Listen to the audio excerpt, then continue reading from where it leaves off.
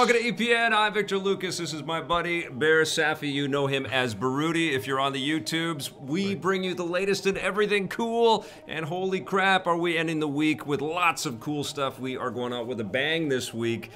First up, though, we have to dedicate this rundown to the one sin. Another great rundown, Vic. Been following you since the G4 days. I think I can remember those G4 days. They seem so long ago. Let's get started with your rundown. Now, you may not have to wait much longer to play Dragon Ball FighterZ on the Switch. Bandai Namco has announced that the open beta for the Switch version of the game will begin on Thursday, August 9th at 9 p.m. Pacific and will run until about midnight on Saturday. The beta will come with 23 fighters from the main roster along with 4 modes: Arena Match, Ring Party Match, and Practice Battle Tutorial Mode. Man, that's a mouthful. Dragon Ball FighterZ launched earlier this year on the PS4, Xbox One, and PC. The Switch version arrives on September 28th. So what do you think? Do you think this version will be as good as... No, you're good. Keep going. Oh, no, that's a nice little break here. I do a lot of talking on this show. I mean, good on Blake for talking about Dragon Ball FighterZ. And obviously, fighting games are actually going to be the talk of the weekend, because I don't know if you know EVO's happening right now. I did not know. That's so awesome. The biggest fighting game in the world. esports That you do. I know. You're a little bit out of that world, but I got you covered. Okay. But you know, the question is, will the Switch version of Dragon Ball FighterZ? This is huge news that really Nintendo brushed past E3. Right. It just they just showed because it was coming. The game is amazing. The game is absolutely phenomenal. And I know you stream it like crazy. Yes, I love it. And you got lots of people following you for all of your insights and all of the combos and things that you can pull off in this game.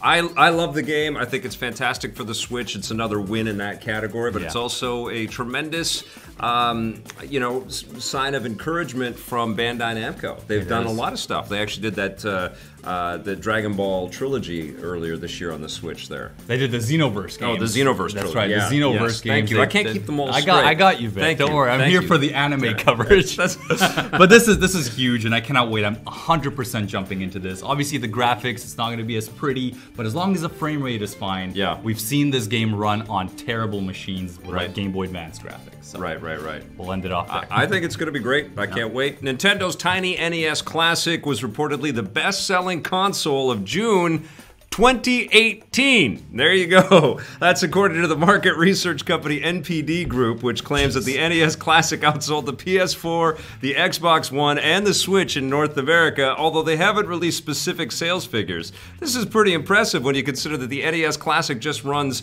30-year-old NES games and is only back in stores now after Nintendo reversed their decision to discontinue the device shortly after it was first launched in 2016. What do you think about all of this nostalgia? You're a young man.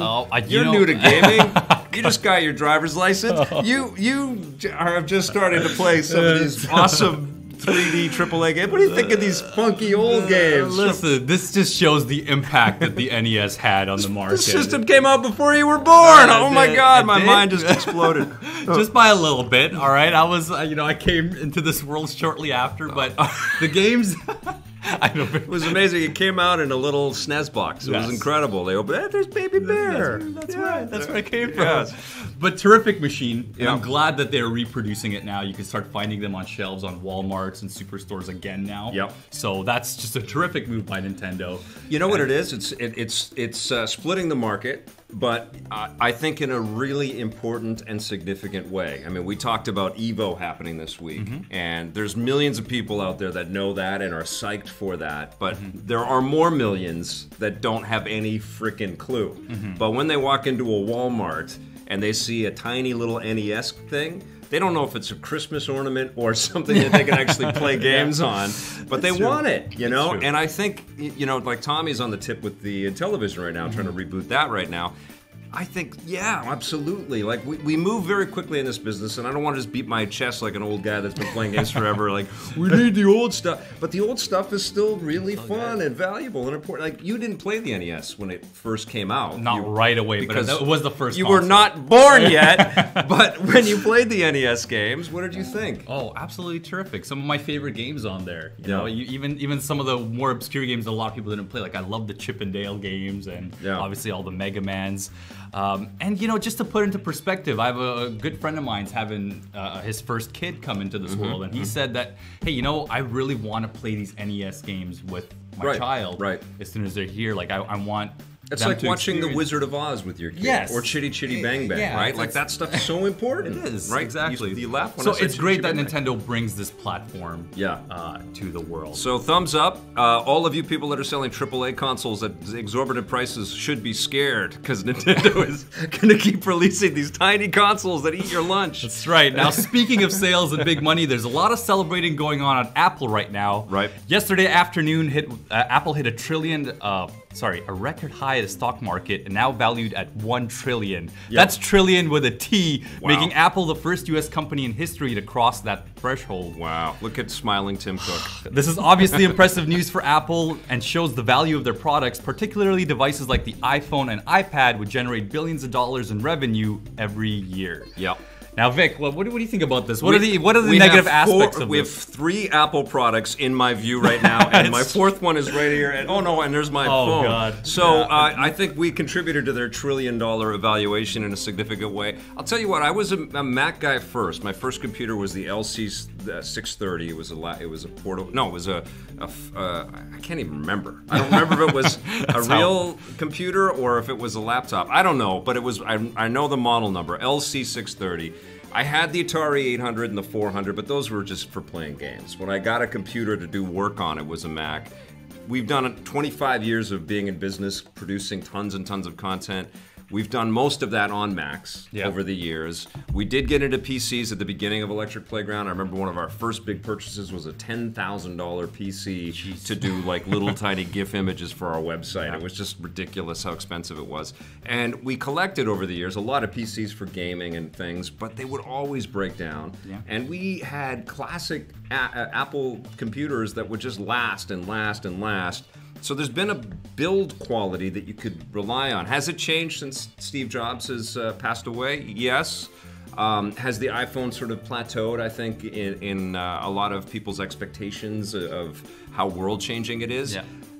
I think when the iPhone 10 came out and they were promoting it with a talking shit emoji, that was kind of a pretty big watermark of like, maybe we've got too many of these phones, but you can't deny they're ubiquitous. They're everywhere. And there's a lot of pissed off customers. There's a lot of happy customers with Apple. But they changed everything. I remember playing the very first iPhone on the flight down to E3. I was playing the Super Monkey Ball game for the iPhone. I'm like, how are handheld machines ever going to be able to keep up with this? With the constant... And honestly, they've struggled a lot. You know, I mean, the 3DS came back a little bit, but the Vita struggled and the PSP, so... It's crazy. I don't know if they can hold on to this because I feel like they've left a lot of doors open, particularly with all the issues that have come up with the new MacBook Pros and the absence of new revisions in their computer lineups. Those aren't the business for them, though. It's been all about iPhone, but now I think it's like how many times... Like, the iPhone sales are not as big year after year after year, but they make so much money on services and apps and Apple Pay and all these other ways that they get you. Incredible company, for sure. What a story, right? What a story. And I mean, I love the point here that Blake made. Like, what do you think about the negative aspects of it, though? You know, Apple does pay slave wages to sweatshots. Right, and they're now making trillions, right? You know... Well, and the addictive qualities of all of these screens all around us all the time. Like, it is... You know, as someone that has existed for a little bit longer than you, like 2 or 3 weeks longer than you, when I walk down the street and I see so many people on their phones, and I'm one of them. I'm not holier than thou, but when I see there is an issue there. You know, so much so that the next iOS is going to tell you that you're addicted to your phone. You know, which is in one of the apps that they're providing. So they changed the world for the better in a lot of ways, but yes, for the worse in a lot of ways too. And you know, a lot of the resources that they use for these precious devices are so precious that maybe we should not be using them. A lot of complicated issues, but we are connected like Steve Jobs predicted, you know, and he predicted a lot of, you know, tumultuous change in lots of industries because of these dreams that he and his team had. And that's exactly what's happened. You know, my TV show, our TV products were directly affected by the prevalence of people watching things on phones. That's true. You know, every industry out there pretty much has been affected. positive, negative, but it's change. And I think when you have massive social change like that, that's exactly what happens. Is it my turn to read? That is. Okay. EA has another big controversy, and it's not about loot boxes or microtransactions. Madden 19 removed a shout-out to NFL player Colin Kaepernick.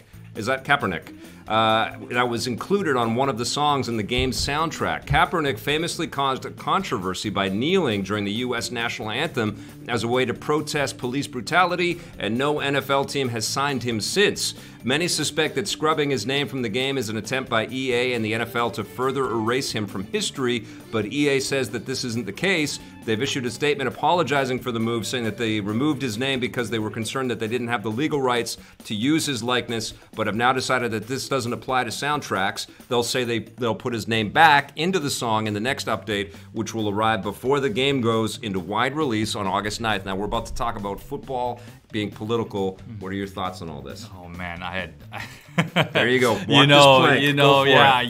internet's really happy with you having an opinion about it. So go right ahead. The controversy that's been around football these days, and I don't know if I buy this excuse really. I have no idea what to say about this topic, really. Well, I'm not pissed off at EA for trying to waffle on all this. Yeah. My venom goes towards the NFL and the bullshit that they're throwing down on these players that are just using their freedom to express themselves, and they've got a valid thing to express. They're every day in every one of our inboxes and on Facebook and on Twitter, somebody posts a link to somebody being brutalized by the police, and more often than not, it's somebody with darker skin, and it's unbelievably wrong. And it needs to stop and change. And how do you make change if you don't use the platforms that will affect social change? The NFL should be ashamed of themselves for trying to clamp down this freedom of expression, which is what they should be able to have. That's all they're doing. They're not doing Colin Kaepernick and all the other people that are supporting him.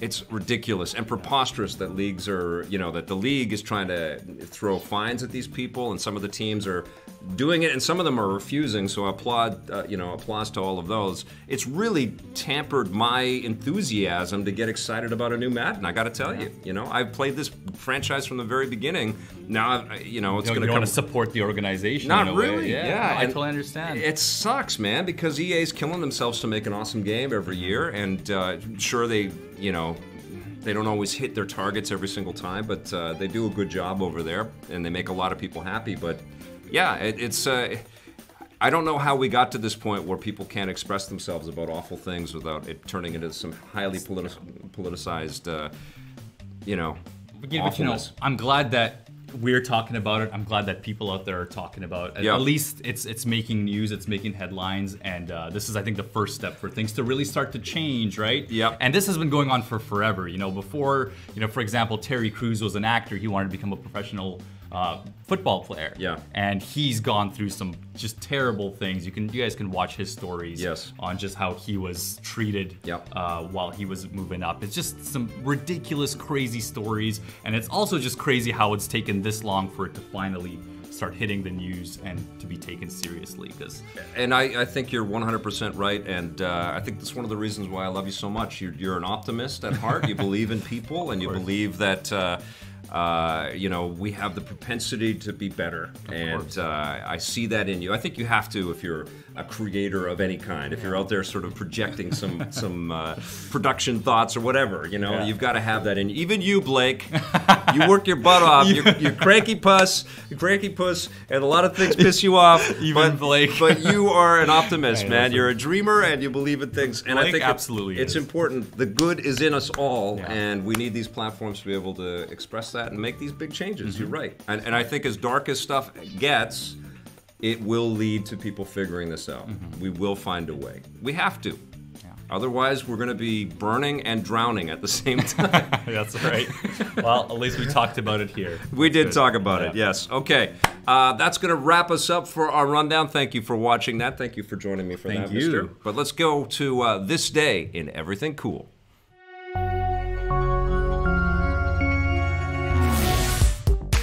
Welcome to This Day and Everything Cool for August 3rd. On this day in 2004, the Doom series returned from hell. id Software released Doom 3 on the PC, becoming the first all-new game in the main series in almost 10 years. It was meant to be a reboot of the franchise with a heavier emphasis on story and characters than the previous games, although the plot was basically the same, with players once again fighting for survival after a portal to hell has been opened on Mars. The graphics were obviously a huge improvement over the older games, with Doom 3 being the first in the series to feature fully 3D characters and environments. As for the gameplay, that was still as brutal and run and gun as ever, but depending on who you ask, this was either a good thing or a bad thing. Many players criticized the gameplay for being too repetitive and felt that id should have done more to modernize it alongside the story. The enemy AI was also criticized for being too easy to beat, and for those with older monitors, the visuals were too dark to see in several levels. Despite the criticism, Doom 3 still received positive reviews overall and went on to become a commercial success. A console version followed on the Xbox in 2005, but id wouldn't follow it up with a full sequel until another reboot, simply titled Doom, was released in 2016.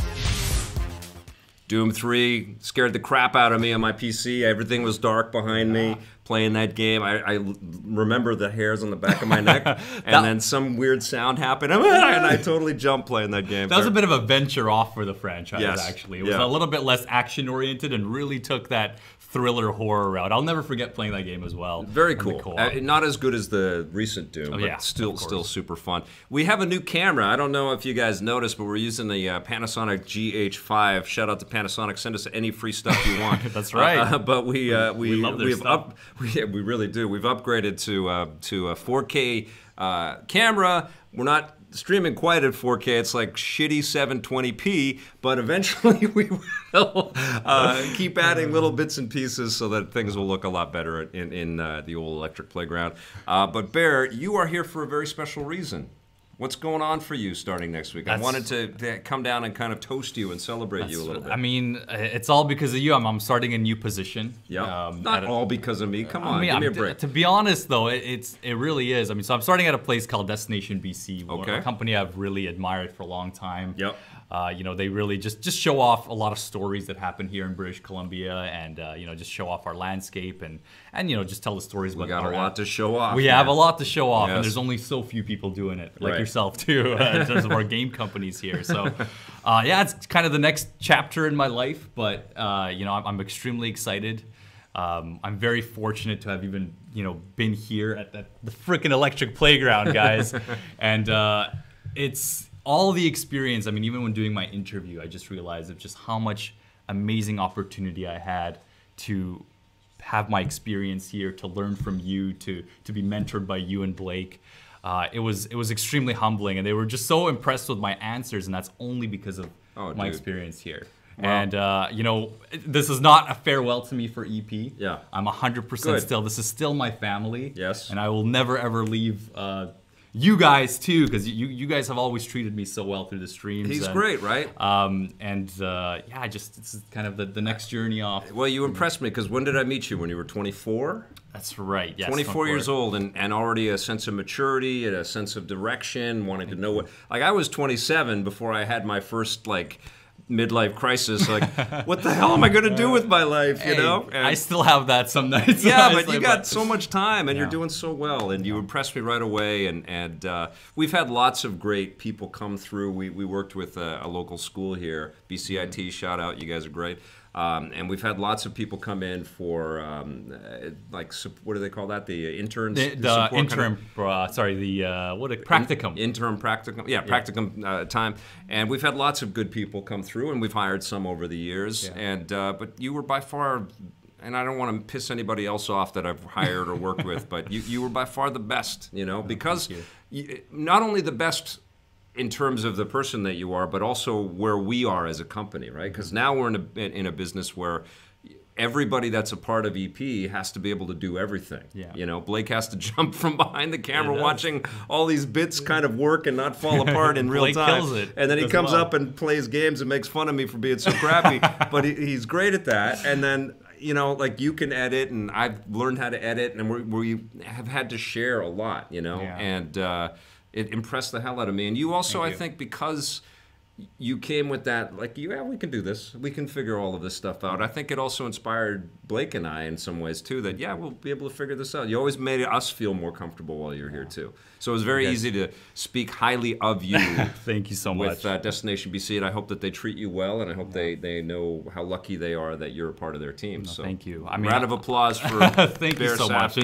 And also just want to mention as a closing point, too, of just the thank you for the opportunities you've given as well, even for Blake and myself, where you really just let us go and you let us do our own thing, or you put a lot of trust in me too. Yep. There's a lot of times where you've put so much trust in me where I was like, oh my God, like I can't believe you trust me with this when much. you started doing the rundown? Like, well, not even the rundown. It was as far as just editing the entire, Nintendo TV spots that we would do, right? The things that we loved. You just trusted me to do it and cut it and bring it to you and work on the documentaries. And that, was so motivating for me, and I'm sure it was motivating for Blake too when he was started 10 years ago now. People would hate me if I was like standing over their shoulder. Like I don't want to work for people like that, and people don't want to work with people. No, like and that, I totally appreciate that. And you're if you guys think Vic is a nice person on camera, he's even sweeter and more caring off camera. And I'm so grateful to have had that during this experience. Well, it's not done, but you are going to a full-time gig, so we'll be seeing Behr a little bit less. But the hope is that we will work him in as often as we can. We still got weekends and things like that too. That we can come up with some things to do. And he already confirmed that he's here for next E3. So Destination BC, you guys, you let him go because E3. Come on, we don't have an E3 in BC. We're gonna do it. All right, okay, make it happen. All right, so we're moving on. We got lots more show for you. Right now, we've got a review of Christopher Robin.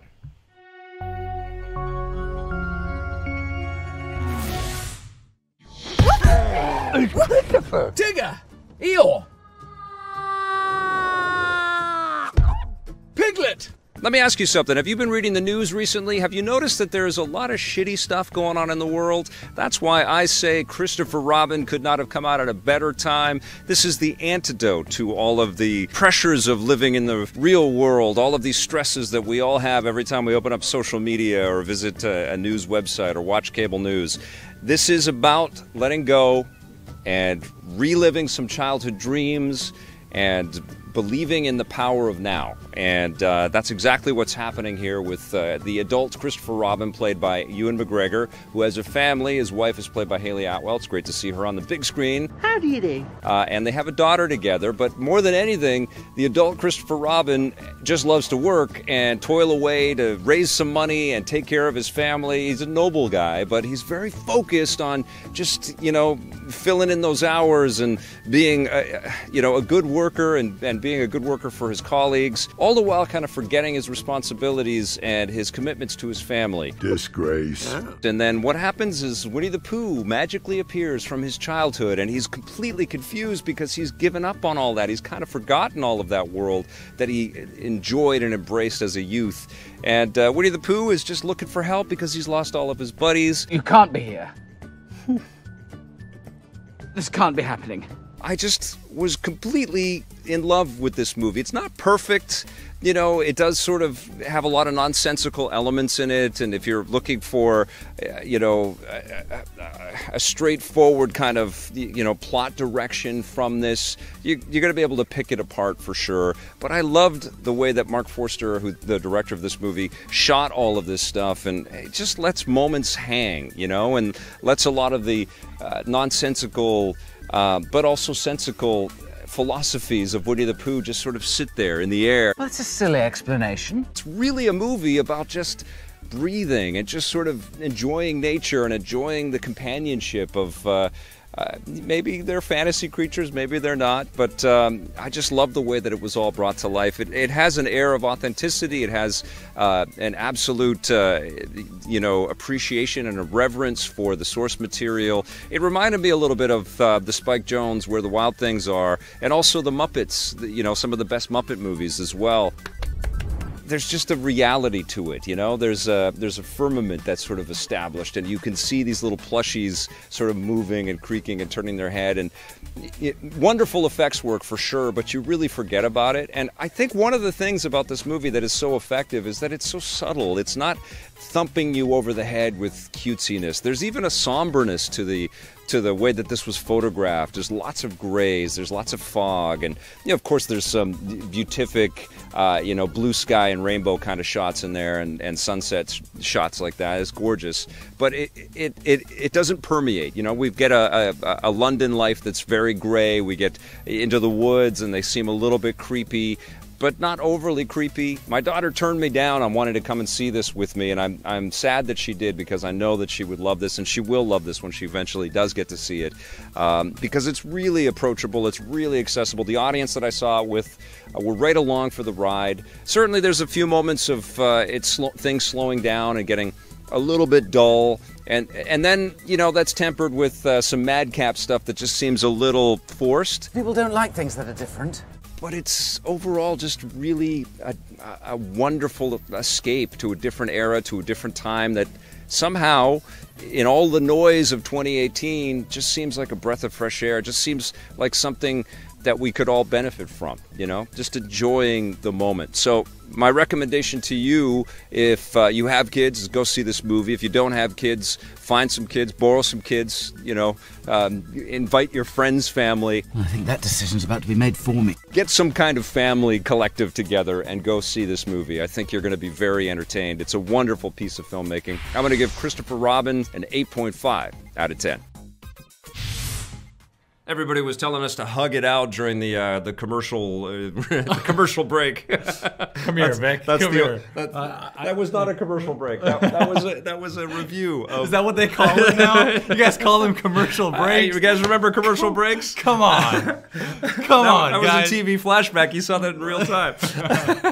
All right, you guys. So we did hug. That wasn't a real one though. It's too silly. There we go. Love you, buddy. Of course, we always hug it out every time. All right. So we are going to move on to something we like to call the top 10 2D Switch games, or the top 10 2D games for the Nintendo Switch. And I picked these because I've been reviewing so many of these things. And I tweeted out a little while ago, man, if I had to choose what were the top 10 2D games for the Nintendo, it would be a very tough thing. And tell you what, it is. It is very There hard. are lots of great 2D games. I have not played everything, so there's little asterisks, okay? There's probably about 7 or 8 asterisks attached to this list, but I'm going to list mine out. Yep. And the other thing that happened is I ran into a friend and I've forgotten his name. I'm sorry if you're watching, but he works at the movie theater, and we were talking about the Nintendo Switch, and he said, "Look, I haven't really bought any new games for a while, because, since Zelda and Super Mario Brothers. He only buys the AAA. And I said, do you ever download any of the games? Because there's all these awesome,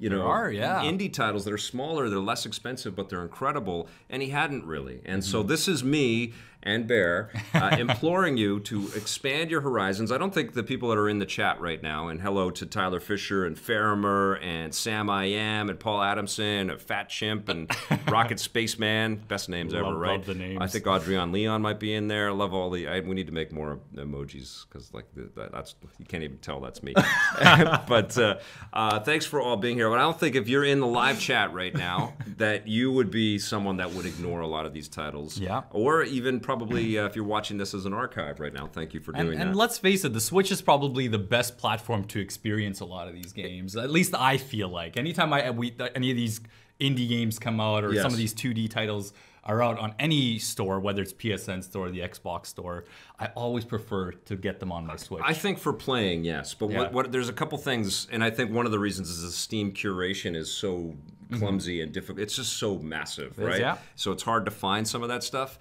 But what I love about Steam for the indie stuff is that that's where people can experiment and get these things out, and they can go into early access, and they can get support for some of these titles. And if they're successful there's a good chance that they will be ported to the Switch. And that means that the Switch has become a little bit of an arbiter of the best indie titles. That's true. And the best 2D stuff. So that's actually a very good way to put it, right? Because a lot of these games on this list were either successful on the Vita or obviously other platforms. And they're all just coming into this one eShop here. They're all to one. So okay, well, let's get into our list. We're going to start with number 10 first, but first, a nice little shout out to Tyler Fisher, Thank you for the super chat, brother. You are the best. Okay, number 10, I put Street Fighter Anniversary Edition, and this is not the penultimate or the. Blake will correct me if I use the wrong word, but not all of the. It's not the ultimate version of what could be collected on a Street Fighter Anniversary collection, because on the other consoles you could, if you pre-ordered, you got Street Fighter 4 and stuff like that. Yeah. The ultimate would include all the 3D stuff, but it doesn't. This is all the 2D games, starting with the original Street Fighter, and there's some pretty cool museum pieces in here. You played this game, of course. right? Yeah. It's terrific. I mean, you've got Street Fighter 1, all the versions of Street Fighter 2. Which is terrible, Street Fighter 1. It is, it's but an impossible game to play, the but fact great that it's there. It's great that it's there. I mean, when we tried this out on the Switch too, it was one of the first games we went to because we just thought it'd be hilarious because a Hadouken takes like half your health. Yeah. It's stupid. But it's an amazing little package. It has like, Street Fighter Hyper Fighting, Super Turbo. So anyone who grew up with whatever version you played in the arcade, you can go back and re-experience that with arcade perfect ports. And carry it with you on the Switch. Amazing. And the stuff that impressed me the most is the alpha stuff, and then we'll get into Street Fighter 3, where the programmers and the artists were just killing it. Oh, that was the prime of Capcom. Yeah, nobody was paying attention, though. Like, those weren't as big. I mean, they were big for the diehards, but people were moving on to 3D. They were moving on to the flashiness out there. True, yeah. But they were killing it with 2D pixel art and animations and stuff. Beautiful games and awesome to behold. Now, I'm cheating a little bit, I think, with Donkey Kong Country Tropical Freeze at number 9, because there are a lot of 3D scenes and elements. Most of it is just sort of cut scenes and sequences. I would still consider it a 2D platformer, though, right? The experience is very 2D, and it's very fun. And I did take some swipes at Nintendo because we expect more of them. When they launch a Legend of Zelda or a Super Mario Odyssey that innovates like crazy, and then we take a step back to a port, which even on the Wii U felt like not a huge swing from retro. Like, it's not Metroid. Of course, it's kind of easy wheelhouse stuff for Nintendo. That doesn't mean it's not ridiculously fun. It's a gorgeous game that is really well crafted and very fun. Have you played any of it? I have. I played this actually on the Wii U. Yes. Way back. And it's it's still a great game, but it doesn't have that wow factor. And that's kind of the story with a lot of Nintendo franchises when we really think about it. Like, in terms of, Star Fox kind of went through the same thing, and there's a lot of stuff that gets buried, like F-Zero. Yes. You really can go back, and they've got a library of have things that they don't really maximize the potential. Exactly. They have that initial like the original Star Fox on Super Nintendo. It's just amazing, awe-inspiring. You're like, how is this even here? Yeah, it's talking to me. And obviously, 64 was great. And 64 was pretty good, but as someone that was just blown away by the Super Nintendo game when it came out, the 64 game was good, but it wasn't so much. Yeah. And I found that over and over again. It's like they find those moments where they just blow expectations out of the water. Ocarina of Time, absolutely Breath of the Wild and Odyssey. Mario 64. And then you start to think, well, they could go a little bit further. But still, Donkey Kong Country is great. My number 8 is Owl Boy. Did you play this game? This is a great game. Yeah. Very, very beautiful. Actually, I got to meet the developers at PAX, I want to say a year or two ago. Great. When it was first coming. Just such a beautiful game. Australian guys, or where are they from? I'm not sure, actually. Okay. I think they are. Yep. Yeah. And they've been working on this game for about 10 years. I think it was first shown in, I want to say E3 2005 or 6. Wow. If you go back. Wow. There's a lot of small teams and with big ideas that go back that far, which is great. Like, they take a long ass time to come out because they want to fulfill all of their dreams. So much love put into it, for sure. And you can totally feel that while playing Owl Boy. I thought this was a great choice. I love this game. I love the music. I love the aesthetics. I love the humor and the mechanics. Absolutely gorgeous. And it flips the whole platformer thing on its ear by having this wingsuit that you can fly around, and then it gets taken. It's an excellent game, and I encourage everybody to pick that up. Ooh. Hollow Knight is my number 7. And I kind of hate this game because it's very hard. Yeah. But it, again, is so moody and atmospheric. It's like the Dark Souls of, cutesy platformer games that make me want to punch the screen when I play it, because you lose everything, and then you got to go back and find stuff, and it just takes forever to kind of grind sometimes. And then you get far, and then you don't get far. Have you played this thing? I have not tried Hollow Knight, but I've seen so much gameplay of it. I know it totally gets the hooks in you. Oh, it's great. Because you fail so much, you start to learn learn more. Kind of has a bit of a Dark Souls element to it. Yes. But it's super cool. Very cool. Very beautiful. You have to earn everything, and it takes a while to earn everything. But when you do, you really start to feel like a little god in this game. You feel like a rock star. I love games like that that almost, make yourself train you, you know, like where you learn from your own errors so you become better at the game. Yep. It's a great little dynamic. Well, we have a game that definitely celebrates that coming up very soon. But Shovel Knight Treasure Trove is my number 6. And I think when that first was released, the first Shovel Knight, it was like my favorite game of the year for half of the year until some of the big games came out. I kept going back to Shovel Knight. Treasure Trove collects all of the DLC that Yacht Club put into the game. And it's an incredible game. Like, it's Mega Man. It's like classic 8-bit. A bit of DuckTales elements to it, too, from the 8-bit. I mean, this is a franchise that I think exceeded everyone's expectations. Like, look how far it's got. It's to a point where they had their own amiibo for this freaking game. That's insane. That is an incredible accomplishment. I have one of those, but I actually spent money, and you guys know I get a lot of swag. That's part of the thing of having a job in this business, and like they send you T-shirts and things like that. But I actually spent my money on a Shovel Knight hoodie because I love the game so much, and I wear it all the time. It's not as cool as the EPN. I gotta get one of those. And I also want to say, I think Shovel Knight's coming to a fighting game. I forgot the name of it. Yes. There's a fighting game that he's coming from into. Nicholas. Yes, I believe so. Yeah, I can't remember the name of it. They have a bunch of these indie characters in it, but Shovel Knight it's just so crazy of how this franchise has spread around so much. And it's on everything. It's because the core game is so excellent, and then when you play as the other knights that you can get to, you'll sort of expand your horizons and have a ton of fun with that too. It's called Blade Strangers. Blade Strangers from Nicholas, and I love that Shovel Knight is appearing in more things. I'm sure we'll see an animated series at some point. SteamWorld Dig 2 is my number 5, but you don't want to get that without getting Steam Dig 1. I'm really surprised this is this high on your list. It's a great game. I can't believe how good this game is. Wow, it's just so hypnotic and addictive and mysterious, and the controls are great, and the dole out of power. It's a Metroidvania for sure, fused with Dig Dug.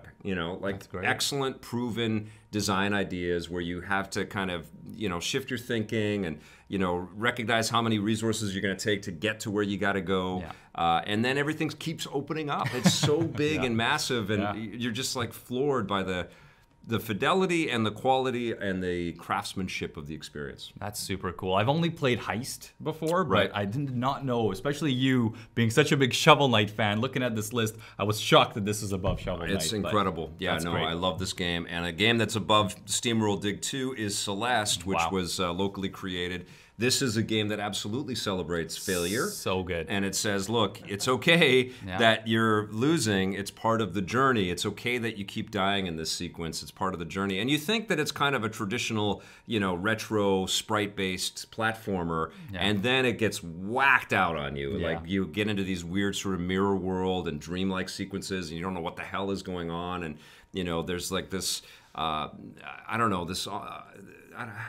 this restraint in the storytelling and this foreboding kind of quality, this kind of melancholy element to it. And it's wonderful, It's about trying to survive and get as far as you can, and love Celeste. Beautiful It's terrific, like these small developers show us of just how such simple gameplay mechanics can really get the hooks in us. Totally. And you'd think that all of these game dynamics have been done before in the past, but really, it's incredible what Celeste has done. Definitely a very, very cool game, and definitely going to be a big standout for, I think, your guys' best indie it's incredible. This year. Yeah, so. Matt Thorson, Vancouver boy, made that, or he's one of the guys behind that. Towerfall guy. Okay. Yeah, so cheers to you, Matt Thorson. Rayman Legends Definitive Edition comes in for me at number 3. This is the Ubisoft seminal 2D experience that fantastic franchise. Ported to everything. Rayman Origins is also great. They're both phenomenal. Origins on Switch? I don't think it's not. No, and I wish that was the definitive edition. And frankly, I know that you can get a better version of Legends on other machines, so definitive is a little bit of a misnomer here. But it's still an incredible game, and when you see it pop off your portable screen, you're like, in that large, because you could get Rayman Legends for the Vita. But this is another level, This is another level, for it's sure. so fluid, so funny. And out of all these games here, this is one of the few that you can really play with multiplayer. I think you can play it up to 4 players, right? It's such a fun franchise. It's some of the biggest laughs I've had was playing Origins and Legends. So incredible games. Both just terrific. And games. I think underappreciated, you know? Like I think they are too. Yeah, I don't. They're not hear many Assassin's people... Creed, you know? And they're not obviously the Mario games as well. No. A lot of people usually played the Mario for Wii, the side-scrolling 4-player ones. But I always tell people to give Rayman a chance because you'll have so much fun in a 4-player environment with this game. Even solo, it's good. But that sounds like you're going for some kind of political chant. Give Rayman a chance. It's true though. I don't feel like it's talked about enough for sure. Love that game, and it's great on the Switch. Number 2 is a bit of a cheat as well because it collects 6 games into one. But if there's been 4 Mega Man Legacy collections, there's 1 and 2 for the original Mega Man games on the NES, and now there's the Mega Man X Legacy collections. They're all great. The 4th one with the more modern Mega Man X stuff is probably the weakest of all those collections. But I think the one that you have to get if you're only going to get one of these games, eventually you need to get them all because Mega Man is so important to our business. But Mega Man Collection 1, Legacy Collection 1, where you get Mega Man 1 and 2. 2 is still my favorite game in the series. Yeah, 2 I think is most people's favorite. That is a really terrific. It's one that was a real standout. And I was playing it back in the day going, God, this is great. What an incredible game. I want to kill you. I hate you. It was a lot of that kind of love-hate thing, but it was so well crafted, all of them. And it's amazing to go back to the first Mega Man game and see that it wasn't refined, it wasn't perfect, but so many of those ideas, those journals, those germs, those concepts that have not just permeated throughout that game, but throughout the entire business. Like, it was creating vernacular, you know? It's true. I mean, this is kind of the story of a lot of games. I feel like there definitely always needs to be a chance for a sequel for a franchise that maybe had a few bumps in it. And with how expensive games are today to produce, because there's multi-million dollars putting into a game and 200 people teams. It's very hard to justify a sequel for a game that didn't do so hot. But there's plenty of franchises. You guys look back in the last 5-10 years of games that maybe didn't do so hot, but if they had a chance for a sequel... Psyops 2, man. I mean, a game that was not great, but would have really led to something like The Order, you know? For the PS4. Like, that game was not great, but... well, it was a quarter of a game. But it was a quarter of a game, all that work and then... Right? But if they had a sequel, crazy. Right? Yeah, if they could keep going, yes, developers always do better. You point at Grand Theft Auto 1, 2, and then look what they did with 3. That's all you got to say. Okay, so my number 1 pick, and you can agree or disagree here, is Sonic Mania Plus, because I don't know if there is a game that you can point to that more... properly underlines the importance of 2D gameplay in 2017 and now 2018 because they've re-released with new additions and features. But this is a game that Sega didn't need to make. They probably know what their 3D titles are going to sell. They've got this long line of games. They know what their racing games are going to sell. This was almost like our hearts made it so. You know, every longtime Sonic fan that remembers with great... love and adoration, the original experiences and feeling, and finding them on the Genesis and wanting Sega to go back to that. And they've tried in sort of some veiled attempts and some sort of... the 2D, 3D attempts, But this was like coming right off of the Genesis with modern tech and, modern trappings. But God, it's an incredible game. Yeah, I cannot believe it's your number 1. That's so, that's how much you truly loved it. And it is really, really cool. It's crazy to think of how the Sonic franchise really struggled so much, where really they just had to take it back to the roots, keep it simple. And I feel like that's what Sonic Mania did. It just brought us back to the Genesis era with more modern game elements, with some of the new level designs. But they didn't really add anything too new, too crazy. They just kept it fun. And that's really where Sonic needed to go. And I feel like this team needs to create like another 2D, 3D Sonic game. With better graphics. better visuals. I don't know, man. It doesn't. I mean, they don't need to maybe go to the 16, but I'm feeling like they need to take care of this franchise because they don't really produce too many great games. Well, they need to take care. I mean, this is what happened, right? Like I was right in the middle of one of those first console battles with the Genesis and the. Well, I was there. The blast processing. Television versus Atari. Oh god. But I was there for Sega Genesis versus the Super Nintendo, and Sega sold enough that they took market share away from the best 2D platforming experience you could buy, which is Mario. You can't argue that. Yeah. Okay, that's the best. Sure. They set the bar, but Sonic was so damn good.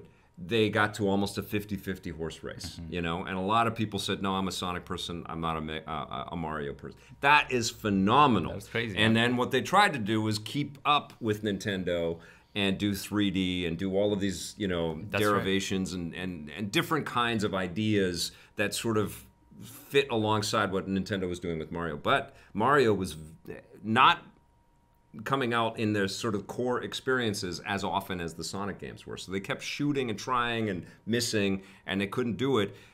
But the thing that drove us all to Sonic in the first place was its core speed and 2D game design and 2D level designs and all of that stuff. And with Sonic Mania, they really just honed in on that. And with this pixel art, suggests to the world that, like there's still beauty here. There's still love to be found in this. And half of these games mirror or take influence from this kind of art style and these kinds of design choices by modern developers, and that says something too. But I think why Sonic is at the top, Sonic Mania is at the top for me, is that this is a major publisher with a major IP. They're making a Sonic the Hedgehog movie, saying that this is still super important to us. 2D is incredibly valuable, and it's an important franchise to all of gaming. I feel like, absolutely. It's really up there with the Marios and what was the other one called last year?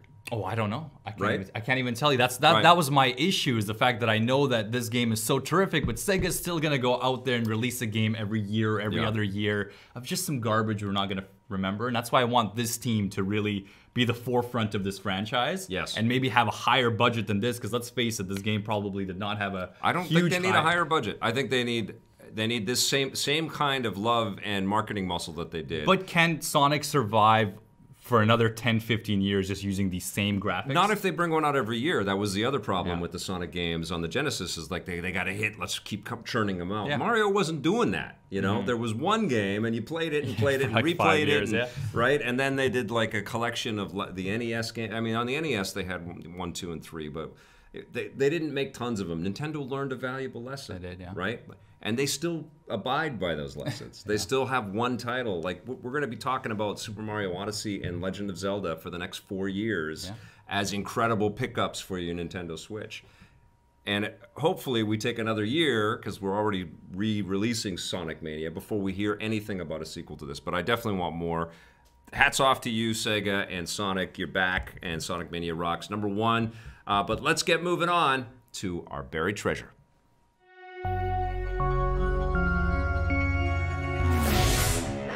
Back in 2011, Shinji Mikami, the creator of the Resident Evil games, partnered up with Suda51 and his Grasshopper manufacturer to build Shadows of the Damned for the PlayStation 3 and the Xbox 360. This was an action game where you played a Mexican demon hunter who has this little magical buddy that could transform into various weaponry, either a sword or a pistol or what have you, to take out all kinds of demons. The action was pretty crazy and over the top. Some of the dialogue felt a little bit disjointed and clunky, but it was still a fun game to explore and enjoy because it had such a cool sensibility. You can't mix those two creators together and not come up with something that's a little bit, unique and off-kilter. And of course, it had a lot of pop culture references and lots of kind of love for, the action genre, and it's movies that kind of evoked a kind of a similar tone here. But I think, like a lot of Grasshopper manufacturer games, it became a buried treasure because just not enough people took to it. And it also wasn't the best that either of these two creators have come up with. It wasn't a No More Heroes. It wasn't a Resident Evil. I think there just was this massive expectation on the quality bar. But I think it is absolutely worth your time. Shadows of the Damned is a great buried treasure. All right, you guys, I promised you that there was going to be a cool announcement today on EP Live, and there is. First of all, I am definitely coming to Fan Expo Canada. I don't have my full schedule yet. There's a wedding that's happening during that time, so I have to kind of accommodate for that. But I will be at Fan Expo Canada in Toronto the weekend of August 31st to September 3rd or something. I'm only sad that you're going to Fan Expo Canada because you're not going to be at PAX this year. You're going to PAX? And I'm going to go to PAX likely. So awesome. we'll see what Who happens. are you going to be working with? I'm not going to be working, not for this year. I'm actually going to go as just an attendee. Just for fun. Just for the fun, yeah. Okay, well, the announcement is that I have partnered up with a company called 8-Bit Beans, which is, cool. They reached out to me. It's the major people behind 8-Bit Beans are a company called Deadly Grounds Coffee. They're based in Ontario, and they're fans of Electric Playground. And I got this email out of the blue saying, you know what, maybe we should make you guys a special EP coffee. And this predated anything with mugs or anything like that. And I was like, okay, that sounds weird, but let's pursue this. But this is cool. My friend Brad over there and I have been going back and forth on what we could possibly make, and we said, yeah, let's try this. And people may want to get some EPN official coffee. These guys have a long history of making coffees, and they have a cool coffee shop, a physical location where you can actually visit them. I don't know all the details. I've never been there. This is just beginning for us, but eventually I will absolutely visit the store, and we will find some ways to get EPN coffee out to the world. But you can actually buy this today if you would like. And this isn't like this company wasn't just made yesterday. They've been selling coffee for a long time.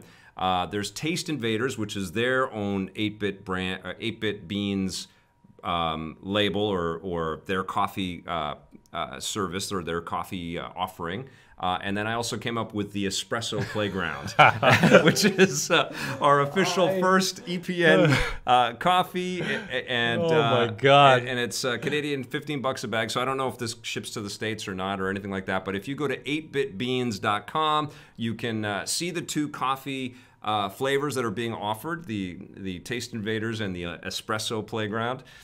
Do you get it? It's like the electric, but it's okay. And then there's also the news and events that we're partnered up, and I'm going to be at the booth, actually, the 8-Bit Beans Deadly Grounds booth with my smiling face, and I'll bring some T-shirts and stuff, and I don't know, maybe some other things.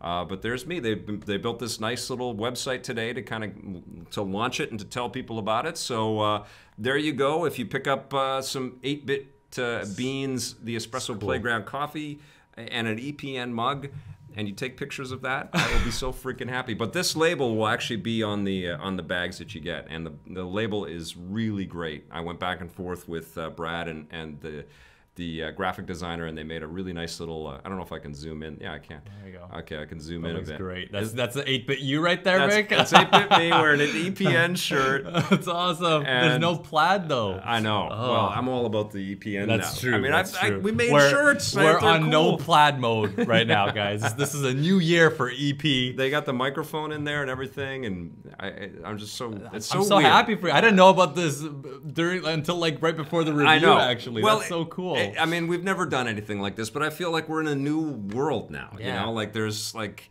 we stream live television on the internet now. Mm-hmm. It's just a totally different thing, and so cool.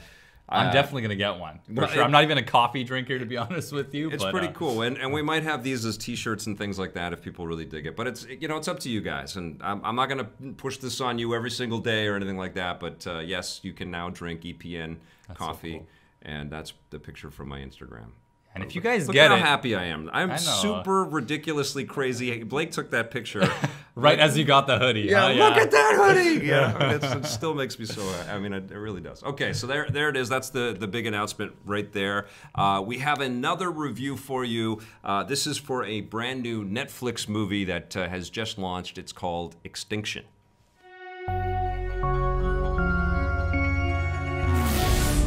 What if something bad is coming?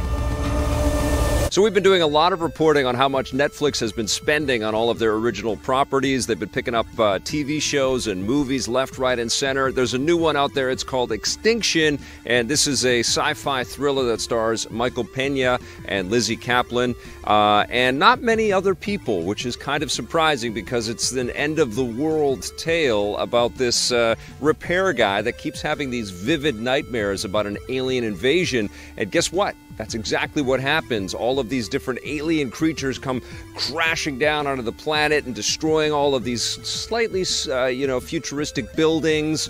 And it kind of sets a tone for what may be to come in our future. You know, it kind of sets up this kind of freaky, like, this is definitely going to happen for all of us out there.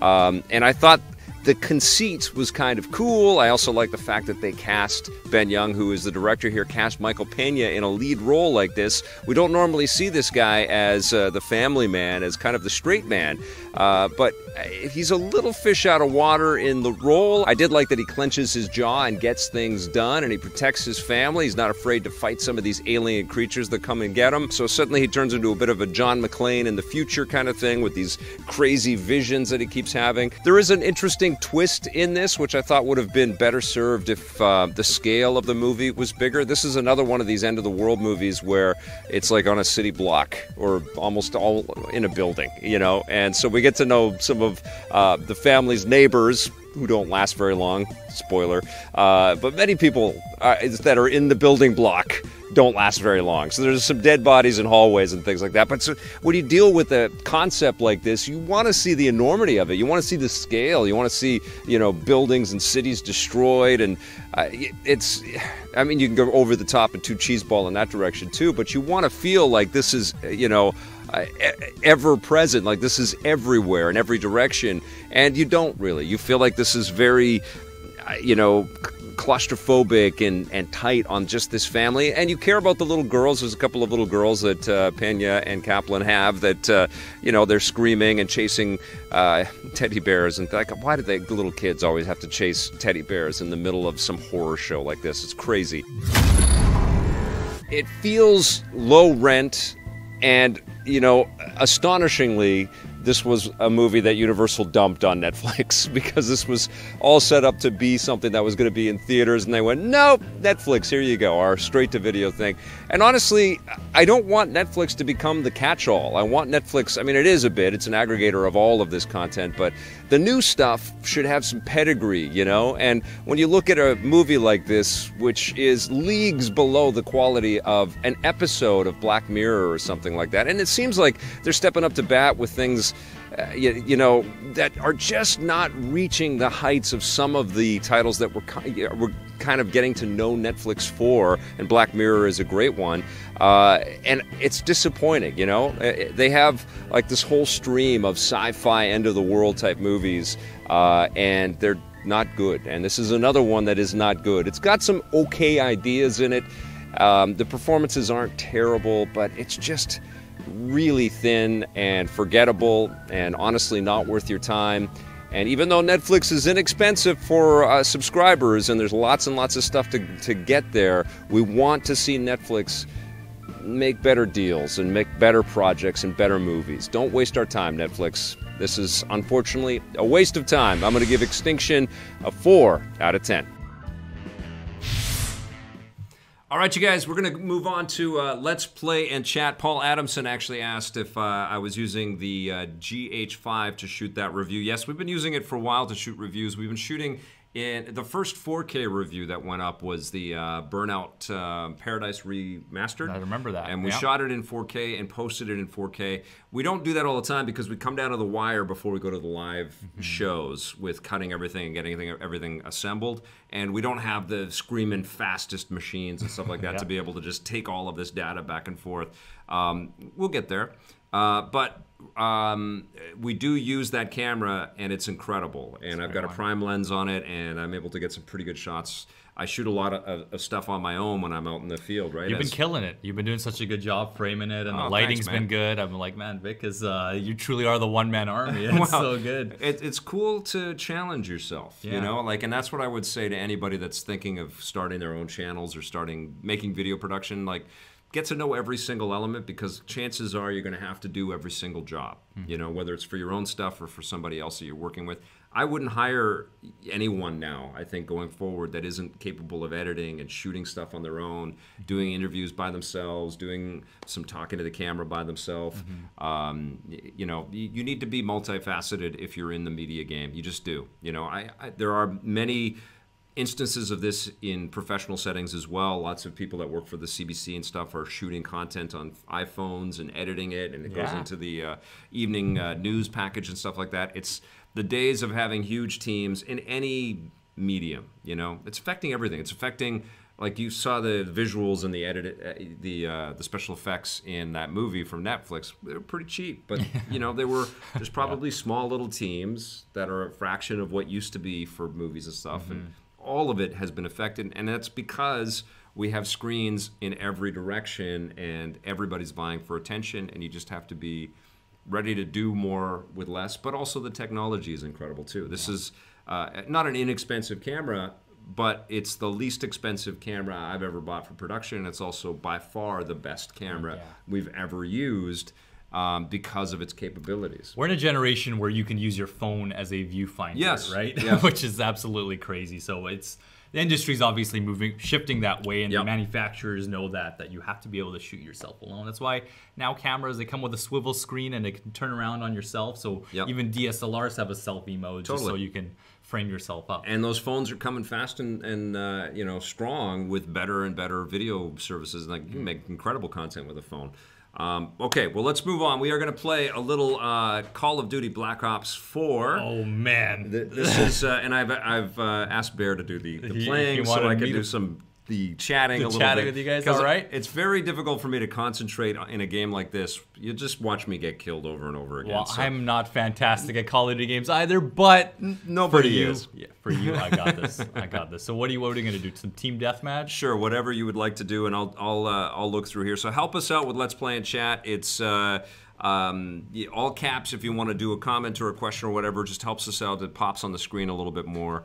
So I'll let you know. Oh, Thorazine666, yes, the coffee is delightfully random and awesome. He's talking about the EPN coffee that we are selling through 8bitbeans.com, which is surreal. I can't believe I'm saying that, but it's also very cool. And super cool. Yeah, shout out to Brad over at 8bitbeans. He's a longtime viewer of the show, and he just approached me out of the blue and said, you know, maybe we could do something here. What do you think about this? I'm like, that's crazy. Okay, let's do it. I just binged watched the Netflix show I Am a Killer. It's lackluster at best. Thorazine666 in there with a Netflix review in our chat right there. That was the extra value you get by watching Let's Play and Chat right there. And before you go to the next question, I do want to mention that this Black Ops 4 beta, Blake let us know that it's actually running on PS4 first, and I believe next week it's going to be on Xbox One and PC. That's right. So if you guys are, you know, players who are playing on Xbox One and wondering why you can't get in yet, it's PlayStation. This is a private beta too, right? I think so. Which we're probably not allowed to stream, but we're doing it. No, we are. No, I'm kidding. Okay. It's open. You have to pre-order the game to get in. Blake knows all the info. So these people are going to be really good, buddy. So pre-ordering gets you into the beta.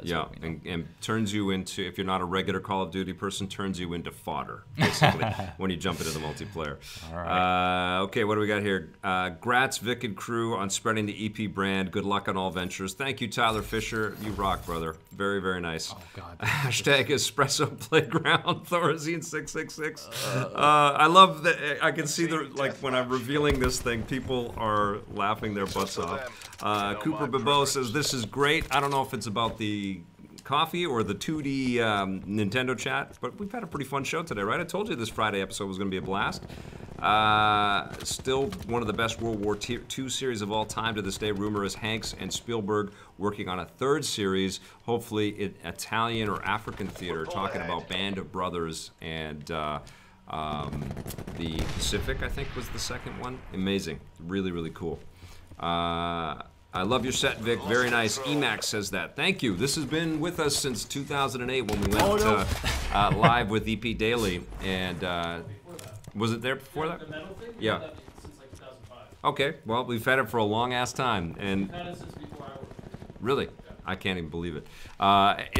We have gotten a lot of use out of this set, but we like it because it's not too in your face. It's not like screaming, video game nerds! We're video gamers! That's all we talk about. Like, we wanted something that had a little bit of a shelf life, you know? That looked like it would be an alright place to hang out, and it is. And so that's why it's worked. And through all of these changes, it's been pretty solid for us. Ruin kill. Question. We're in there. We're in Here there. goes for skill. Yay! Question. What games are you both looking forward to this month? What are you looking forward This to? month, what is coming out this month? I totally forget.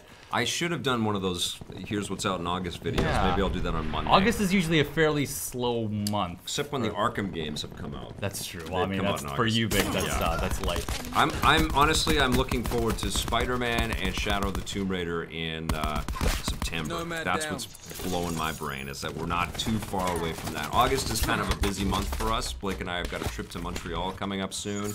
And I've got a wedding to go to. So I've been more thinking about the production elements and all the stuff that's going to be in August. Is there a new Yakuza game or something coming out? Yeah. Yeah. Probably do on PS4. Cool. I'm always down for some Yakuza. That is the craziest series in the It's a video very game cool series. I mean, I'm glad that it's finally making its wave, like it's making more of a wave into the West. You know what I mean? Yeah. It's definitely become a lot more popular here, and I feel like that's because it's not a game that really caters to the West, so people like that different Yes. feel about it. It's very, very cool. It's an immersion into a whole new world. I love it. We have a good question, Rocket Spaceman. That's a kill. Ungabar Plays says your status is set to offline. Oh, in the game. Yes, it is, isn't it? Oh well, we're not going to change that right now. If I did, but we'd have to pop out of the menu, and so we're not going to do that. We're just going to play with randoms right now. We'll get there. We'll start working with different people and doing like timing this out so we can get some of the members that are watching the stream are also playing with us. That would be amazing. And Ungabar Plays did that the other day with No Man's Sky. Question from Tiago Santes. Vic, are you going to do a Let's Play when Shenmue 1 and 2 re-release at the end of August? Yes, I would love to do that. That would be crazy. I know one of the things with Let's Play in chat, and I've been thinking about this, is that the 15-minute mark is sort of a constraint to kind of package together a nice, hour-ish of EP Live. But there are certain games that it just feels right to just let them breathe for an hour. Well, we've done that a few times, but I think with Shenmue, we need to do a nice long Let's Play and just sit here and go through it, and Blake can help me out with that, and you guys can help me out with that. It's probably been about like 20 years since you've played Shenmue, huh? Like almost. I was just digging through the archive for the game archive for some buried treasure ideas, and I saw the Dreamcast Shenmue game sitting right there. awesome. And it's just like, wow, man, it's incredible. It's amazing. The business is tumultuous and ever changing, but there's some persistence there that's always connected tissue to great ideas, and Shenmue is one of those. He's done. Let's see what we got here. There's a dog Any in the thoughts other room. about doing a live show during Fan Expo or at least a meetup? Definitely meetups are going to happen. There'll be more meet and greets at the booth, and I'll send you guys the schedule for that. We haven't talked about any production stuff at all from Fan Expo, Blake and I, but we will very soon, and we will paint a nice picture about what we're going to do at Fan Expo Canada. Can't wait to meet some of you. I know we have a lot of viewers in Toronto and in Ontario that are going to be at Fan Expo, so we're very excited to shake your hand, take some pictures, and talk about video games and stuff. It's going to be super fun. And coffee. Now we have to talk about coffee as well. I'm going to be so freaking caffeinated. I'm going to be shaking. Okay. One for you show. I'm looking forward to the Fire Pro Wrestling World and the Shenmue collection this month. Yeah, Fire Pro Wrestling is pretty cool that they're bringing that It's back. super cool. Yeah. It's very into New Japan Wrestling. I don't know if any of you viewers are really into that, and the Kenny Omegas and all those, the Bullet Club gang. It's very, very cool of how big New Japan Wrestling is getting, and they're in a huge partnership with Fire Pro Wrestling. Yeah. So very, very cool. I'm excited for that too. Didn't Suda51 work on Fire Pro? He may have. I think it was in one of our interviews. I read somewhere that he was involved. What do we got here? Vic. Shenmue 1 and 2. Gamescom is happening the day that Shenmue 1 and 2 drops. I have a feeling Shenmue 3 will make an appearance there. Sam, I feel like you've said that before. I think you've said that exact comment before. Correct me if I'm wrong. I don't see a point. Internet is where people get their reviews these days. That TV can expand better with the internet, as TV has so many restrictions. I don't know. It's nice to be all over the place. Rocket Spaceman, yes, please do that video for August, Vic. I loved your video for July. Thank you. Yakuza 2 is my most hyped as well. Exactly why I'm a fan of EPN. We love the same games. Take care, guys. Oh, that's very nice, Rocket Spaceman. Okay, so there it is. Monday, EP Live. We'll put together the top 10 games of August for you. Sorry we're a little bit late with that. Yeah, I love how this controller this game just makes so much noise through the controller. Johnny McFly says, question, I know you've answered this a million times, but I live in Florida. Where can I get an EPN tee or hoodie? That's awesome that you live in Florida, Johnny. I hope you're not too hot down there right now. But Designed by Humans, I'll type it in, actually. I think I can do that right now. But we have a store on the Designed by Humans page where you can get the hoodie. And there are t-shirts there you can get as well. There's actually more options on our Designed by Humans shop. But if you just want a straight black hoodie, we also have that on Teespring as well. That's the one that I started with. And then I looked at Designed by Humans and said, yeah, we should have a store there too. Because people have preferences. They have specific places that they like to buy their merch from. So I thought there was no harm in having two different merch vendors, especially because they sell slightly different things. Like the mug that's on Teespring is different from the mug that's on Designed by Humans. But I can tell you, I don't have the Teespring shirt because I made some locally in Vancouver, and those turned out really well. And Vancouver folks, you got one, and Blake got one. Vancouver folks that picked those up, it's amazing to watch people wear those things. Yeah, a lot of people got them. But they turned out great, and I've heard that the Teespring shirts are great. But I can tell you that these are fantastic. It's like my favorite hoodie. It's not too thick. It feels comfy. I can wear it with a collar shirt if I want.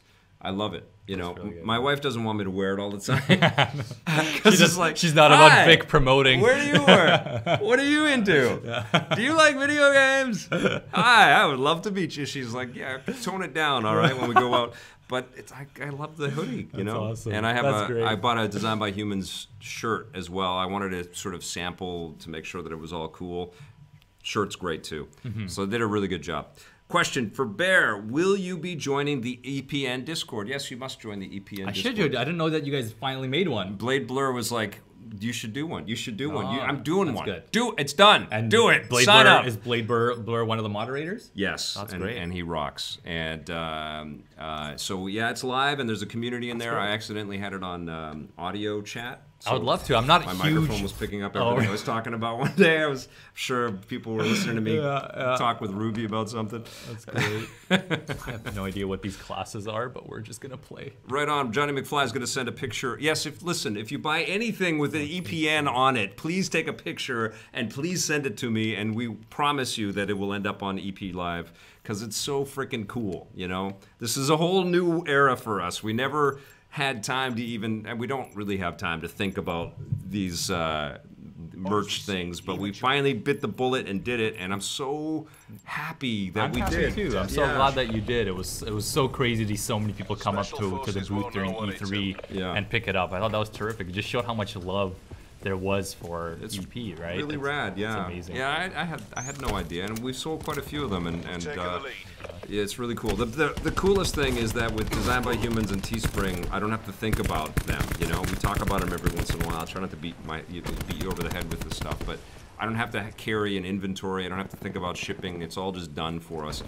We are still in the process of a Canadian version of that. We don't have that yet. It's a little different in Canada. A lot of space between people in Canada. There's not that many online retailers that are just like ready to do all of that shipping and stuff. But I think we're close, and I will keep you posted on that. Let's see what we got here. The Just Cause 4 and Hitman 2 may take the brunt of the forthcoming avalanche of titles. Just Cause 4 is out fairly quickly after Just Cause 3, so my presumption is that there's already an awareness of where the sales figures are going to lie. I think there's an audience for Just Cause that just stays with that game and they show up, you know? And it's going to be crazy. It's going to be a fun game. They've always been super fun. And Hitman 2 is like one of the best stories in games. Warner Brothers swooping in and saying, look, you make something beautiful there, let's bring it out to the world. I played Hitman 2 at E3 this year, and I loved it. It was a guided tour, so I did everything that I was supposed to do to assassinate my target.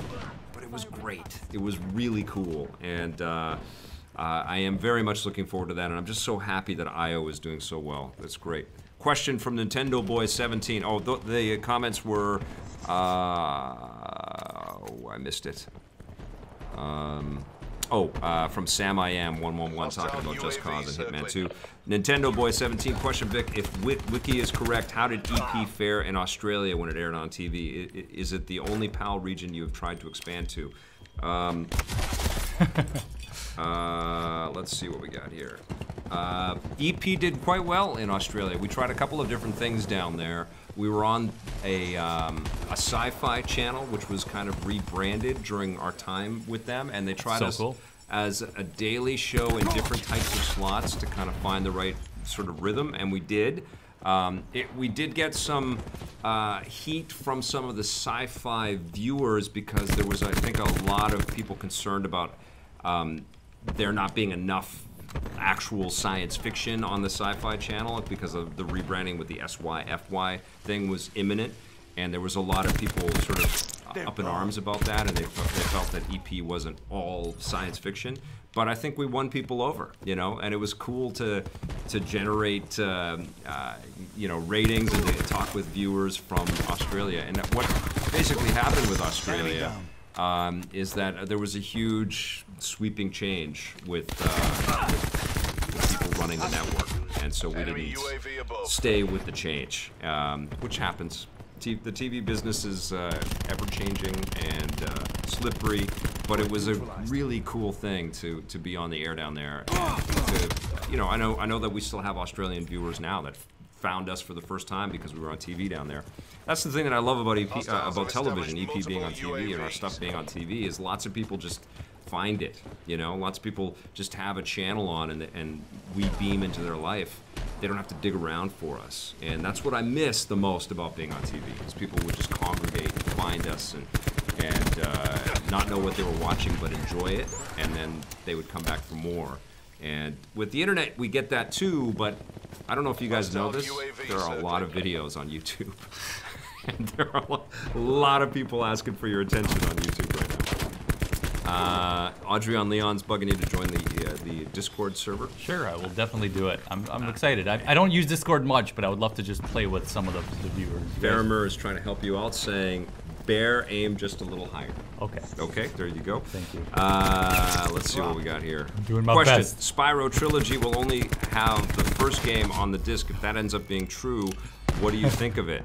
The Spyro... Oh, and then you have to download everything? Sounds like you don't need to buy the disc, and it sounds like maybe you should wait for a price drop because that's what digital kind of allows for, right? Hostile UAV circling. Yeah, I think that if you go in to buy a game on a disc and you spend the extra cost that it costs to buy these products as physical media, all that media should be there. You shouldn't have to download. Patch is different, but you shouldn't have to download full games if you're buying it for the PlayStation 4 or Xbox One or something from an online server, because that's not what you're paying for. You're paying for that convenience of being able to take that piece of media, put it on the shelf, and know that somewhere down the line you can pull that back out and play it on your machine again. If we are moving to a digital distribution thing, and we are, I forgot how to melee. it should be less expensive, and it should be clear on the box. And the beauty about digital distribution, apart from its convenience, is that the prices drop so quickly. And I know you know this. Everybody that's an Xbox Live Gold subscriber or the PlayStation Plus subscriber, getting free stuff all the time, getting discounts all the time. There are huge flash sales that happen all the time.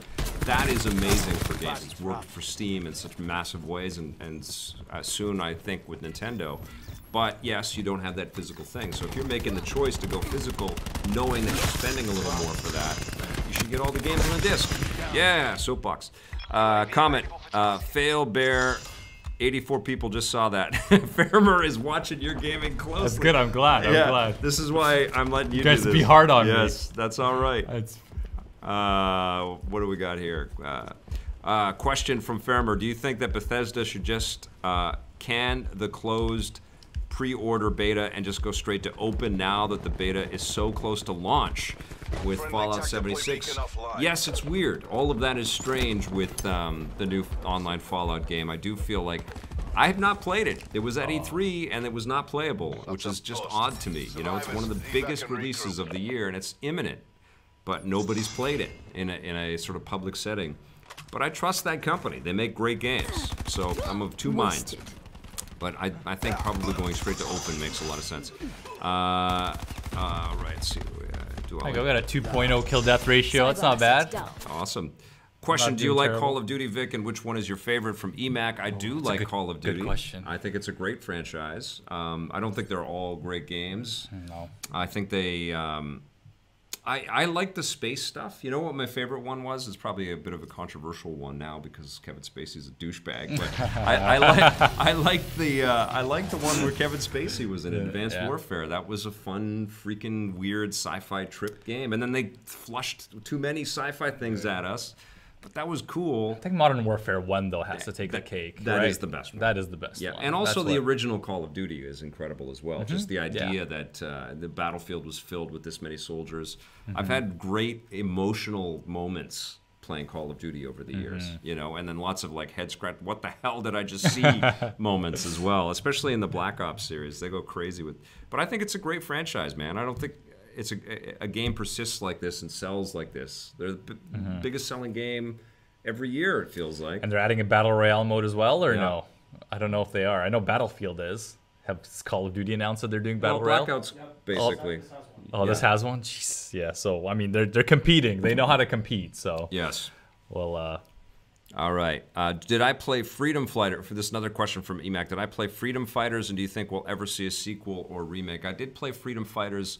That was the multiple characters at one time brawling in the streets kind of experience, I think. A little resistance fighting, third-person shooter. I'm trying to remember exactly the core gameplay. I thought it was pretty cool. I can't remember who made the game, though. yeah, there's just so many shooters. This is my first time playing Call of Duty game in probably 5 years. Oh, yeah? 5 you don't years, follow probably. the series. Wow. I kind of stepped away from it. Yeah, it's still fun. Yeah. You know, but it's good old. If you enjoy Call of Duty, you'll definitely enjoy this game. Yes. You know. Sam I am 111 question: if you could make a dream movie based game, what would it be and who would develop it? You got one? A dream movie based on a game. Oh, based on a game. Wow. Yeah. You know, I'm even worried about the Metal Gear Solid movie coming out, to be honest. I think they should hire David Hayter and be done with it. The guy would be great. For Snake. Yes. Yeah, but he's not a big name, and they need the in terms of Hollywood and I stars. don't know how long. It's been a while since David Hayter has done on-screen acting, though. Oh, he'd be able to I think he'd be able to pull it off. He hosted too, yeah? the Canadian Video Game Awards. Yeah. He was great. He's such a good actor. Like he's Oh, I mean, I loved him. Don't get me wrong. I grew up with David Hayter. Yeah. I love that man.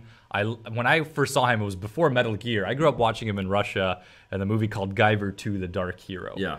And that's why he was like, when I found out that he was the voice of Snake 2 as a kid, it was a crazy, like a he would pull it off. He would have the voice.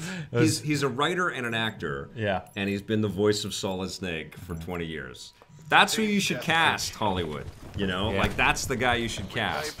And you should put Nolan North and Troy Baker into on-screen roles as well. Yeah, but I don't know. That might just make it a little too... That's what they need to do. Yeah. That's what they need to do. Like Christian Bale would not be a bad thing. He's a huge Metal Gear fan.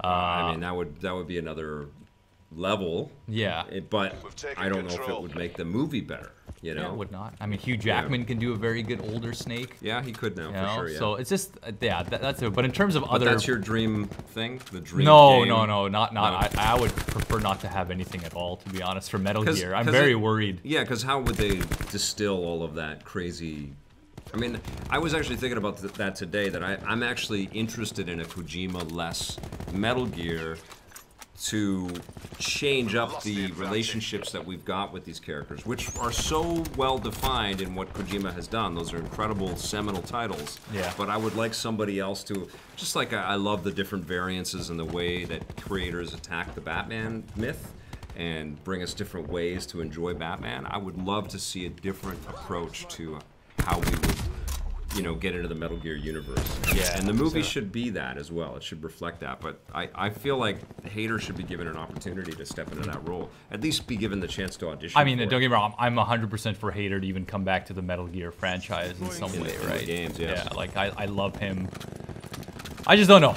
I'm very worried about this movie, and I also just don't like how Kojima loves Hollywood so much. Yeah. Why he doesn't make it. He just like, you know, like for example, Death Stranding just has all of these Hollywood names in it, and it kind of takes me out of it. To be honest with you, he's a filmmaker at heart. Like, yeah, that's what he wants. And I'm the biggest. Don't get me wrong, I'm the biggest Kojima fanboy you'll ever talk to. Yeah. But I definitely I'm still worried about a few things. Yes.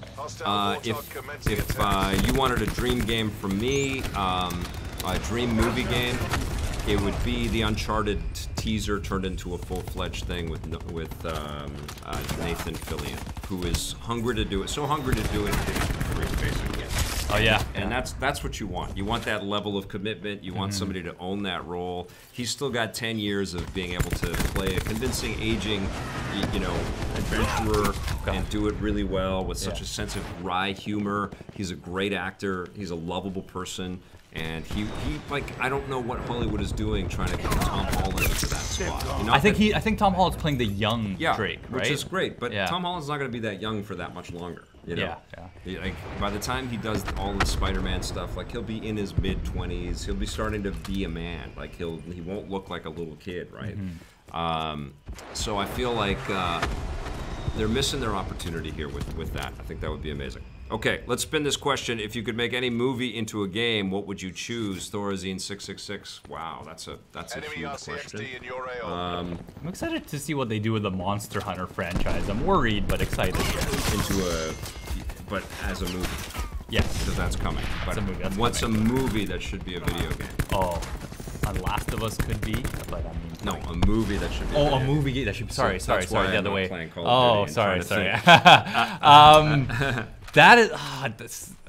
I mean, there's a lot of stuff. I still don't feel like. I mean, it's happened before, but I don't feel like they've maximized the potential of what they could do with Star Wars, for example. Like, I feel like there could be a lot more story-driven things with Star Wars. Indiana Jones is a big one. That's what I would choose. Yeah. Even though we've got Tomb Raider and Uncharted kind of, filling that void. Although we're taking a break from Uncharted, this is the time for Indiana Jones to kind of re-emerge and pop it in and make it Harrison Ford, and he does the voice. That would be incredible. A Clockwork Orange by Rockstar, or Spawn by Rocksteady, Dream Games, Thorazine 666. Actually, you mentioned Rocksteady. I feel like a Superman game that blows us away like Batman would be incredible. I'm just happy that The Avengers is coming. I'm very, very excited for that, from an amazing studio. Good question, big one, constant moving target, trying to figure the answers out for that one. Freedom Fighters was an IO Interactive game. There you go. Thanks for filling us in. I mean, Spawn is a comic first, though, too. Going back to Spawn real quick. Spawn did not get very many good games either. No. Sadly. No.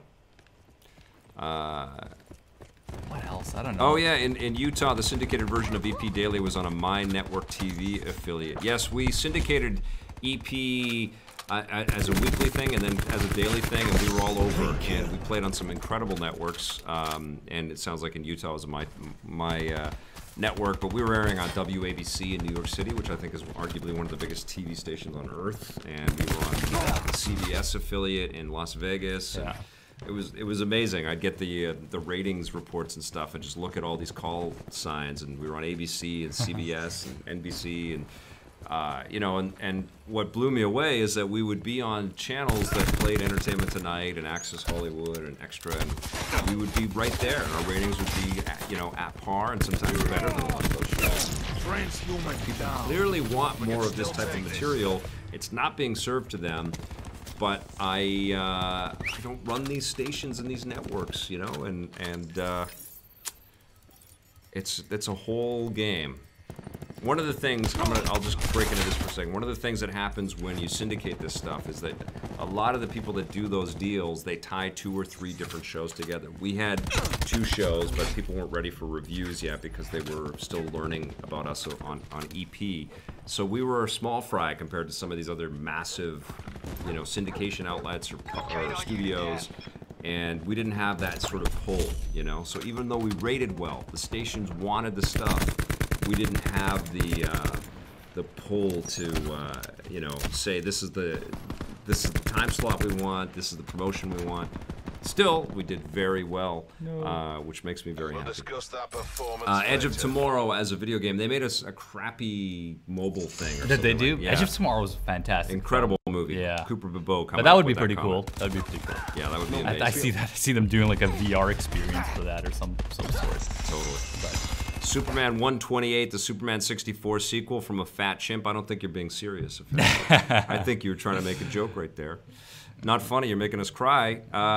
Let's see. I agree. There's so many things. I mean, we've kind of moved away from the age of, you know, movie-based games. Yep. Which has kind of been good, but also bad. But there were some solid games that came out of it, like the Wolverine M for Mature game. They churned them out, right? I mean, Yeah. there was this sense in the industry that you just slap a license on it and you're going to get X number of sales, and you can't do that. But Batman, I think Arkham was the, and it wasn't based on a movie, but it was based on a very well-known IP. It was not handled improperly, and it showed the entire industry that you could do stuff like this and really make something significant. And I remember when Arkham came out that not everybody on the, because I'm part of the E3 critics circle, when people saw all of that stuff, the game sort of launching at E3, not everybody was convinced. Everybody most people thought this is just another Batman thing. Oh, I think everyone just came in with a defensive armor, right? Yes. Everyone was just kind of like, this is just another one of these superhero games because there hasn't been one that was done at a level that Arkham was. Yes. And I mean, that's the reason why Spider-Man on PS4 exists. You know, like I Exactly. feel like they were just looking at what Rocksteady was doing. Exactly. Says we can make our own thing. I With can't this. wait for that. Yeah. Cooper Bebeau's also got a great comment about Children of Men. As a video game? Yeah. That sounds depressing. Yes, it would be depressing. but Blade Runner. It would be like, a real Blade Runner game. Oh, Yes. that would be good. Chasing That's down it, yeah. replicants. Oh my God, that would be incredible. That'd be. I mean, that's essentially what Cyberpunk's going to be. Yes. Let's face it. Yes. But Yeah, for sure. Still very cool world. You know, that's a good point, though. We play a lot of things that are based on other yeah. things, and there's a real disconnect. There's a real missed opportunity, right, by these people that own these amazingly valuable properties, and they could come, if they thought of video games as part of the extension of how they're going to spread their Yeah, they just need to message be out. inclusive with it. They Yeah. need to make it a part of the universe. It can't be Totally. a little spin-off story, but if they make it, you know, like, hey, this is just something that happened, 50 years before, Yeah. Blade Runner 2077, right? So Yeah, it's well, they just- made all these short vignette little mini movies for the internet, and that money could have been funneled into an incredible game for sure. And there is a Blade Runner 2049 VR thing that I haven't played yet. Oh, really? Is there? Yeah, yeah. Cool. Franchise you'd like to see revived in modern times. One for you show. Psyops. Vic is on with the psyops show. This is like when I first got hired. That's a throwback. MotorStorm. Oh yeah. MotorStorm is a Yes. series, and I know The guys did Onrush. they did Onrush. And they just got canned. They just got canned, which was the Boo. most heartbreaking thing to Yes. read when I saw that, because I they're know. such a talented damn team. There's a lot of games. I mean, that's more of an obscure one. There's a lot of great franchises that could bring back. Yeah. Just thinking. I mean, as I mentioned the Order already, because I just thought that game was just half a game or quarter of a game, but I felt like there was something there that they need to give it just one more chance. Right. It's kind of like, don't get me wrong, I don't want to compare Uncharted 1 to the Order, but Uncharted 1 was a good game. Yeah. But I think Uncharted 2 was a great game. You know, that's when it really Absolutely. got there, and I felt Yeah. like the Order could have been another AAA franchise for Sony. Well, now they're killing it. That's ready at dawn. Now they're killing it in VR. Yeah. I would think stuff from Eugene Jarvis. Like, I would love a new Robotron that sort of takes the mechanics into some interesting new ways. But Smash TV, through the lens of what was done with the Running Man, and they made some crappy Running Man games back then. But I feel like we are so at the tip of the Running Man being a real thing that we would watch on one of our networks out there, that it would be amazing to kind of revisit that as a video game and a film. That's kind a of crazy idea, yeah. But Yeah. I mean, it's cool. I Right. think it's really, really cool. I mean, what's the pretty much Purge, right? Like Yeah. it's kind of like that. That's a great question. We're talking about transmedia and how these different properties could go back and forth like that. I would love to see EP to expand more regions it never touches. Nintendo Boy 17.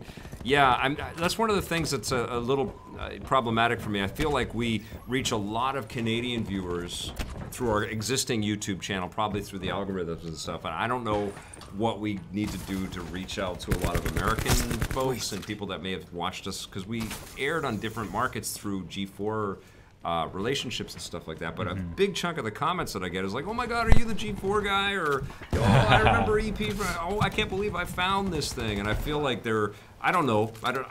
And YouTube is just this sort of bleak, hard to decipher, monolithic company. But I feel like more people that dug our stuff before would dig our stuff today, you know. But I don't know what the deal is and how to reach all of those people. Okay, do you think we will see a new Splinter Cell soon? I feel like Ubisoft missed out on announcing it at E3 with everyone knowing Michael Ironside was back in the studio for Ghost Recon.